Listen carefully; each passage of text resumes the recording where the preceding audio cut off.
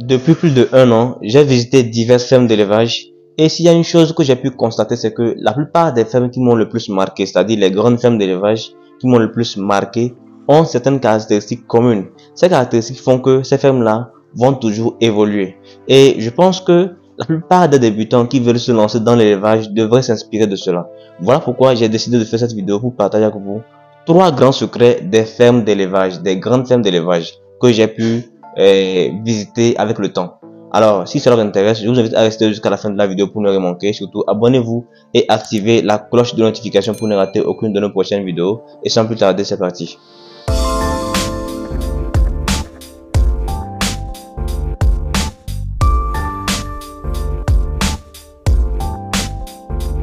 Salut à tous, j'espère que vous allez bien et bienvenue sur la chaîne Africa Breeding. Si vous êtes nouveau, je suis Mib Amouzou et ici je vous parle d'élevage en Afrique. Si c'est une thématique qui vous intéresse, je vous invite à vous abonner et à activer la cloche de notification pour ne rater aucune de nos prochaines vidéos. Bien avant de commencer, je vous informe que le 3 août, nous organisons une formation en ligne sur l'élevage des poules locales améliorées, notamment la race Goliath. Au cours de cette formation en ligne, nous allons voir tout ce qu'il faut savoir, en commençant par l'achat des poussins, le choix d'un emplacement, la mise en place d'un poulailler, comment conduire ces poussins, comment nourrir, comment les soigner.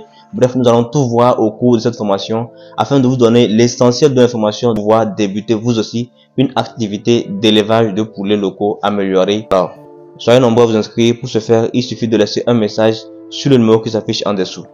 Comme je vous le disais depuis le début de la vidéo, j'ai eu à visiter diverses fermes et il va de soi que parmi ces fermes, il y a certaines qui s'en sortaient mieux que d'autres.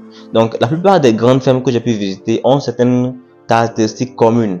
Et ces caractéristiques-là, moi, principalement, je les ai pris sous forme de secret. En fait, qu'elles ne veulent pas partager aux autres fermes pour mieux évoluer. Donc, dans cette vidéo, je vous révèle 3 secrets que les grandes fermes ne veulent pas que vous découvriez.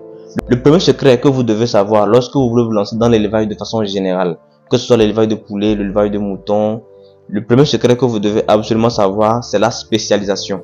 Vous savez, la plupart des fermes que j'ai visitées et qui ont un grand succès, ce sont des fermes spécialisées.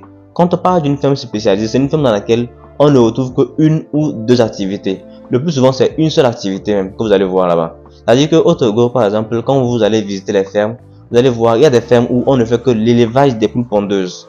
C'est-à-dire que quand vous allez là-bas, vous n'allez même pas voir une poule locale traîner. Il n'y a que des bâtiments d'élevage dans lesquels vous allez voir rien que des poules pondeuses. Il y a aussi des fermes dans lesquelles vous allez vous rendre et vous allez constater qu'on ne fait que l'élevage des porcs. Il y a d'autres fermes où vous allez vous rendre compte qu'on ne fait que l'élevage des moutons. Donc, c'est comme ça. Ça dit que ce sont des fermes spécialisées. Le premier secret qu'il faut absolument connaître lorsqu'on veut réussir dans le secteur de l'élevage, c'est la spécialisation. Il faut se spécialiser. Aujourd'hui, plusieurs personnes sont passionnées d'élevage, ils veulent se lancer. Le problème, c'est qu'ils veulent faire diverses activités à la fois. Il y a plusieurs personnes qui me contactent, qui me disent, ils sont passionnés par l'élevage des lapins, ils aiment l'élevage des moutons, ils aiment l'élevage des porcs. Vous voulez faire votre élevage dans une ferme et vous voulez faire en même temps diverses espèces. Ce n'est pas bon, non seulement pour vous, parce que vous allez devoir disperser votre énergie de gauche à droite sans pour autant maîtriser une activité. Et de 2, ce n'est pas aussi bon pour les espèces qui vont cohabiter ensemble. Parce que entre les espèces, il y a ce problème-là de transfert des maladies, de résistance de certains germes. Et tout ça, là, ça fait que votre activité ne va pas non seulement évoluer, mais ça va aussi vous fatiguer beaucoup. Parce que souvent, quand vous commencez comme ça, vous ne maîtrisez pas une activité en tant que telle. Vous voulez faire tout à la fois. Au bout de 1 an, lorsqu'on vous demandera qu'est-ce que vous savez à propos de l'élevage des moutons ou qu'est-ce que vous savez à propos de l'élevage des poules, vous n'aurez quasiment rien à dire puisque vous avez tout fait à la fois sans pour autant prendre le temps d'analyser le processus technique, de bien maîtriser les choses. Ce que je recommande pour bien réussir votre activité, c'est de vous spécialiser. Donc quand vous vous spécialisez, ça vous mène directement vers le deuxième secret que je vais partager avec vous, qui est la maîtrise technique. La plupart des grandes fermes ont cette particularité-là de maîtriser en fait de façon technique le processus de production dans leurs activités. Quand vous allez dans une ferme où on parle d'élevage des poules pondeuses, il n'y a pas un seul point d'élevage des poules pondeuses qui les échappe. Ils savent absolument tout ce qu'il faut savoir. Je parle vraiment des fermes qui font l'élevage de poules pondeuses depuis plus de 5 ans. C'est-à-dire que depuis plus de 5 ans, quand la ferme là existe, on ne parle que là-bas de poules pondeuses. Donc, ce qui fait que la ferme là a en fait acquis une certaine maîtrise de l'activité au fil des années. Ceux qui ont travaillé là-bas, le propriétaire même de la ferme aussi, appris de l'expérience. Donc plus vous vous spécialisez et plus vous avez une maîtrise technique de l'activité que vous faites. Voilà pourquoi c'est bon de se spécialiser. Donc par contre, celui-là qui a pris le temps de faire diverses activités à la fois, au bout de 5 ans, lorsqu'on lui demandera mais qu'est-ce qu'il sait concrètement à propos de l'élevage des lapins, qu'est-ce qu'il sait concrètement à propos de l'élevage des poules par exemple, il ne sait rien.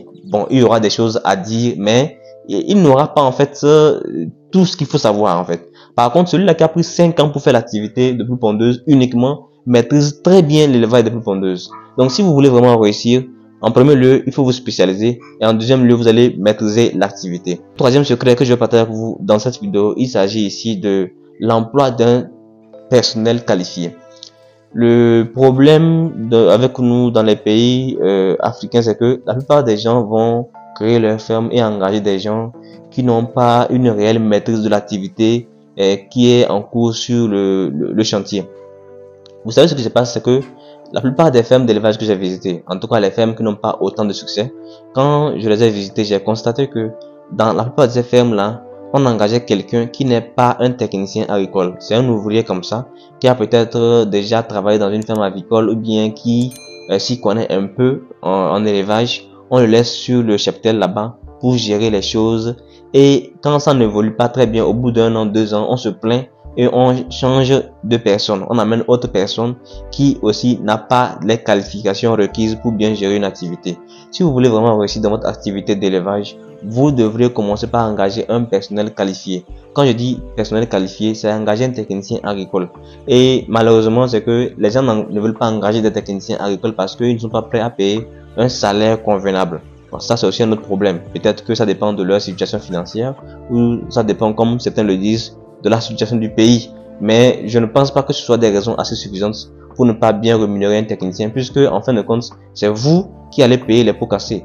Ce qui se passe, c'est que très souvent, quand vous allez engager quelqu'un qui n'a pas les qualifications requises, soit l'activité sera bâclée, soit il y aura beaucoup de vols. Même quand vous engagez un technicien agricole et que vous le payez un salaire de 20 000, 25 000, 30 000, bah, c'est sûr qu'il n'est pas satisfait. Et par conséquent, lorsqu'il va faire votre activité, lorsqu'il va trouver des points morts pour pouvoir magouiller, pour compléter ce que vous le payez par mois, bah, il ne va pas laisser l'occasion, il va le faire. Et voilà pourquoi vous, maintenant, vous finirez par faire faillite, mettre un terme à votre ferme d'élevage. Donc, vous devez commencer en fait par envisager d'engager un technicien ou bien en fait du personnel qualifié pour gérer vos activités dans votre ferme d'élevage. Ça vous permettra de mieux réussir. Alors, j'espère que les secrets que j'ai partagés avec vous dans cette vidéo vont vous permettre de vous aussi pouvoir débuter et mieux réussir dans l'élevage de façon générale. Donc, les 3 secrets, je résume. Le premier, c'est la spécialisation. Le deuxième, c'est la maîtrise technique. Le troisième, c'est l'emploi d'un personnel qualifié pour mieux réussir dans votre activité d'élevage. Si vous avez aimé la vidéo, likez, partagez afin que d'autres personnes puissent en profiter. N'oubliez pas de vous abonner et d'activer la cloche de notification pour ne rater aucune de nos prochaines vidéos. Je rappelle que la formation du 3 août est toujours disponible. Inscrivez-vous rapidement pour ne pas rater cette opportunité qui va vous apporter beaucoup d'informations afin de pouvoir vous aussi débuter facilement une activité d'élevage en Afrique. Alors sans plus tarder, on se dit à la prochaine dans une vidéo qui sera encore plus positive.